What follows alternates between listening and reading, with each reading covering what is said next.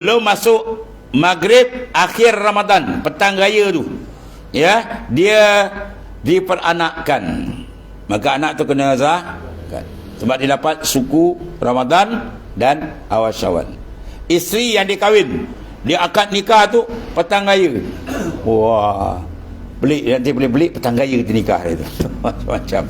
Jadi bila dinikah petang raya, mana isteri dalam tanggungan dia, ya, dapat Ramadan, kemudian besok Syawal, dia kena keluar zakat. Dan saya yang dibeli, dia beli saya tu petang raya. Kalau dia beli saya malam raya, kalau dinikah malam raya, lain, ya. Atau kaya ia dahulu fakir tapi petang raya dia boleh zakat. Begitu dia dapat dua tu, maka wajib dia zakat fitrah. Dan tiada wajib fitrah daripada anak yang baru diperanakkan dan isteri yang baru dikahwin. Yang mana? Ini jawab dia. Sebaliknya berlaku kalau anak tu beranak, dia kahwin dan sahaya dia baru beli, dan kafir yang baru masuk Islam bila tu? Malam raya tu. Ya. Dan fakir yang kaya demikian daripada masuk matahari. Mana? Malam raya lah. Masuk je matahari, berlaku benda tu. Dia nikah malam raya. Dia lepaskan hamba pada malam raya. Ya. Ini semua anak dia beranak malam raya.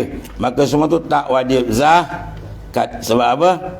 Anak tadi tak dapat 2 bulan, 2 juzuk tak dapat. Dia ni dapat juzuk Syawal, juzuk Ramadan dia tak ada. Itulah isteri dia, saya yang dia beli. Itu maknanya. Kerana tiada dapat oleh mereka itu yang sebut tadi akan akhir suku di bulan Ramadan. Mana pada Ramadan dia dia belum ada lagi. Dia belum jadi isteri lagi.